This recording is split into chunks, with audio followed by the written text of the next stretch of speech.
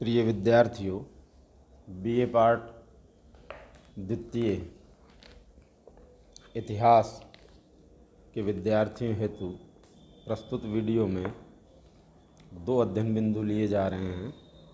पहला अध्ययन बिंदु है मोहम्मद बिन तुगलक की धार्मिक नीति और दूसरा अध्ययन बिंदु है मोहम्मद बिन तुगलक के विदेशों से संबंध। तो पहले हम मोहम्मद बिन तुगलक की धार्मिक नीति को लेते हैं। मोहम्मद बिन तुगलक की धार्मिक नीति का अध्ययन हम 3 बिंदुओं के अंतर्गत करेंगे। उनमें से पहला बिंदु है राजनीति से उलेमाओं का प्रभाव समाप्त करना। मोहम्मद बिन तुगलक ने अपनी स्थिति सुदृढ़ करने के लिए राजनीति से उलेमा वर्ग के प्रभाव को दूर करने का प्रयास किया। उसने धार्मिक व न्यायिक मामलों से उलेमा का वर्चस्व समाप्त कर एक धर्मनिरपेक्ष राज्य की स्थापना की।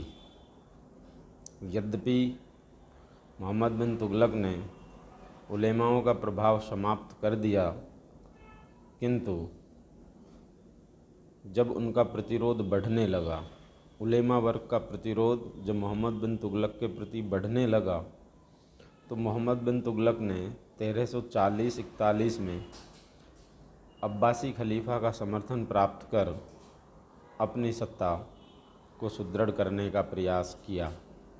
अब्बासी खलीफाओं से मोहम्मद बिन तुगलक मान्यता पत्र प्राप्त करता है 1340-41 में। धार्मिक नीति के अंतर्गत दूसरा जो बिंदु है वो है मोहम्मद बिन तुगलक का राजत्व सिद्धांत। बलबन की भांति मोहम्मद बिन तुगलक भी विश्वास करता था कि सुल्तान ईश्वर की छाया है। उसके सिक्कों पर अल सुल्तान जिल्ली अल्लाह खुदा रहता था। अपने सिक्कों द्वारा मोहम्मद बिन तुगलक ने जनता को सुल्तान के प्रताप का महत्व समझाने का भी प्रयत्न किया है। धार्मिक नीति के अंतर्गत तीसरा बिंदु है हिंदुओं व अन्य धर्मों के प्रति मोहम्मद बिन तुगलक की नीति।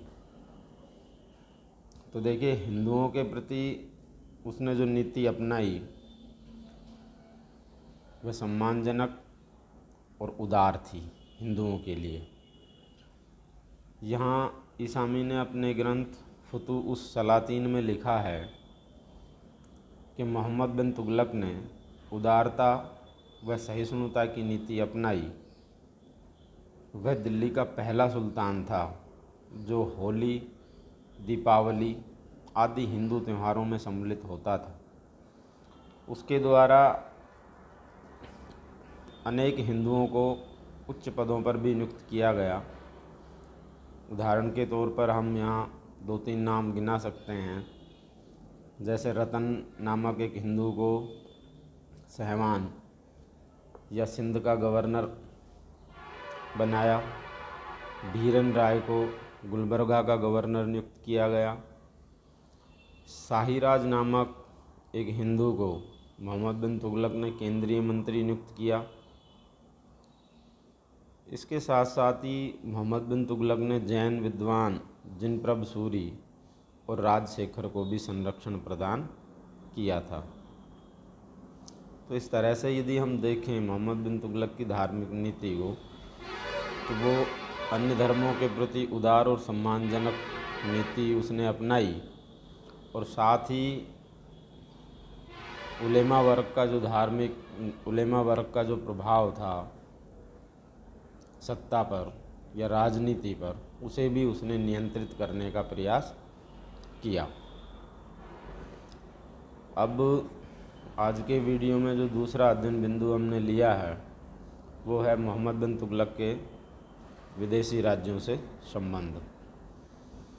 देखिए, मोहम्मद बिन तुगलक ने विदेशी शासकों के साथ मैत्रीपूर्ण संबंध स्थापित किए।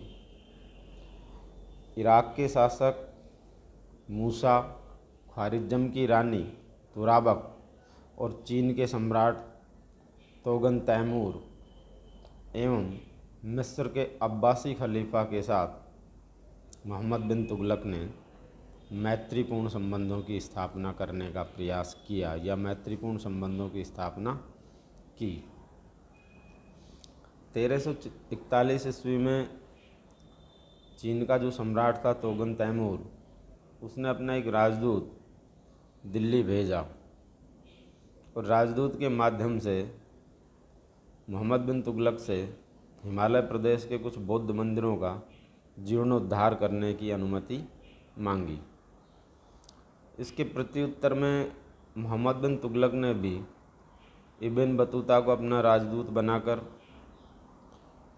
चीनी सम्राट के दरबार में भेजा और ये राजदूत बनाकर भेजने की जो घटना थी इब्न बतूता को, वो 1342 से 1347 ईस्वी के बीच की है। इसके साथ साथ मोहम्मद बिन तुगलक ने मंदिरों के जीर्णोद्धार के संबंध में चीनी सम्राट को उत्तर दिया कि इस्लामी नियमों के अनुसार उनके पुनर्निर्माण की तब तक आज्ञा नहीं दी जा सकती जब तक जजिया अदा न किया जाए। यहाँ विदेशी संबंधों के अंतर्गत या विदेशी राज्यों से संबंधों के अंतर्गत मंगोल आक्रमण का भी उल्लेख करना आवश्यक है। मोहम्मद बिन तुगलक के दिल्ली से राजधानी को दौलताबाद स्थानांतरित कर देने के बाद सल्तनत की उत्तरी पश्चिमी सीमाओं पर मंगोलों ने कई सारे आक्रमण किए।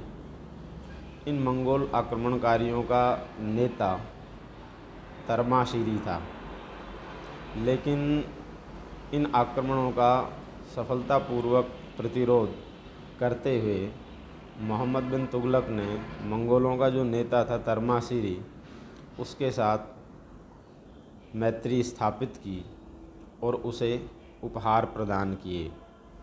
यहाँ कई बार इन उपहारों को या इन उपहारों का घूस के रूप में भी उल्लेख किया जाता है इतिहासकारों के द्वारा, लेकिन मोहम्मद बिन तुगलक के द्वारा तरमाशिरी से जो संबंध स्थापित किए गए मैत्रीपूर्ण, उसके बाद मोहम्मद बिन तुगलक के शेष शासनकाल में कभी भी मंगोलों के आक्रमण नहीं हुए। आज इतना ही। धन्यवाद।